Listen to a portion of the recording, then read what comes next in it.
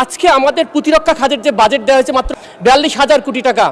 যার মধ্যে ৩৫,০০০ কোটি টাকায় শুধু পরিচালনা ব্যয়, কিন্তু মাত্র ৭,০০০ কোটি টাকা দিয়ে কি আমাদের প্রতিরক্ষা হবে? মানে স্পিকার, এই প্রতিরক্ষা বাজেট দিয়ে যে আমাদের আধুনিক অস্ত্র কেনা হবে, এই অস্ত্র তো প্রতিরক্ষা দিবে শুধু আপনার আমার সবার এই ৩৫০ জন সংসদ সদস্যের এলাকার মানুষের প্রতিরক্ষা দেবে। বলে স্পিকার, যেখানে আমাদের প্রতিদিন আমাদেরকে বিভিন্ন বর্ডার থেকে হুমকি দেওয়া হচ্ছে,